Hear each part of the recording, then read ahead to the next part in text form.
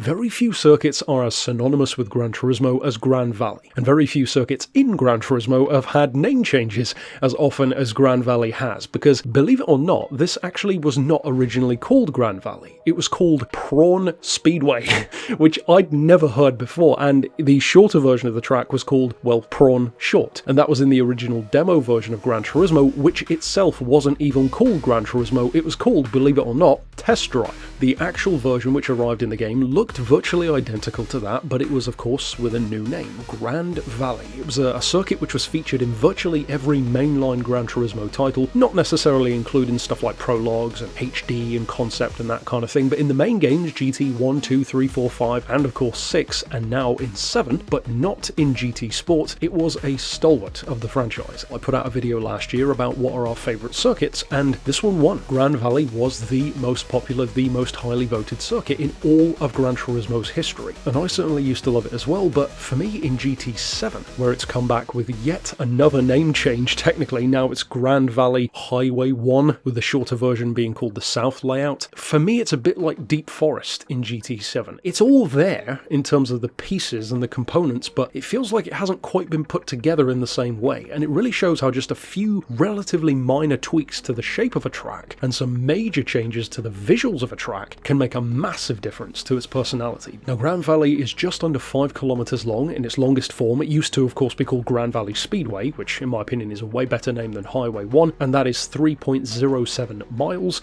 It has about 17, 18-ish corners all in, and that is technically more than it originally had. Back in the original game, it had 16 turns, and it was also, here's another little tidbit which you may have not known, it was intended to actually have a longer straight, and you can kind of see it in some of the older menus and in that original demo if you kind of hack the demo, if you will. And it was between the second tunnel and the bridge that was intended to be a longer straight, which again would have slightly changed its personality even more. One of the great things that Gran Valley always used to have going for it was how versatile of a track it was, and of course I'm talking about all the different variations. What used to be called East, now it's South. What used to be Speedway, now is Highway 1. It was home to a number of iconic series, iconic racing types, and possibly the most iconic single event for it, which spanned many different games, the 300-kilometer endurance. But it was way beyond that. It was used in licenses, special events, of course endurance events, Formula GT events as well, even NASCAR events were there, all through the Gran Turismo series. It is a beloved track, and beloved for good reason. Great straight sections, long sweeping corners,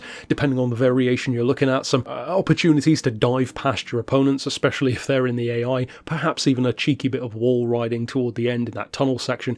It's a very charismatic, very personality-filled circuit. And for some of you here on the channel, your introduction to Gran Valley might have been in GT7. Even if you were a GT Sport player, then you probably weren't really aware of Gran Valley because it wasn't in the game, as we said, and in 1.29, of course, it arrived here in GT7 as well. Now, last time around in episode 2, which of course was Maple Valley for Forza, I completely forgot a section of the video which I intended to put in, and I did in episode 1 for Midfield Raceway, and that is my favourite section of the track, and of course asking you down in the comments what your favourite section is. You could put it down to a technically specific corner, or just a section of the track, if you will. My favourite section on Gran Valley, well, it's, I guess, kind of consistent because it pretty much still is what it used to be, but it definitely looks and feels wildly different to how it used to be, and that is after you go past the first hairpin. If you're running around the clockwise version of the track, you go around the first hairpin after the line, and then you've got that kind of long left, long right, long left, and then into the second hairpin. It's just such a fun flow. It's not really even a corner in a traditional sense, it's more like a long curve, which is the same thing, but you know what I mean. It's not like it really takes any kind of focus. In a road car and a race car, you can take it almost flat out most of the time, and it just feels cool. It's like you're winding through, carving through the mountains,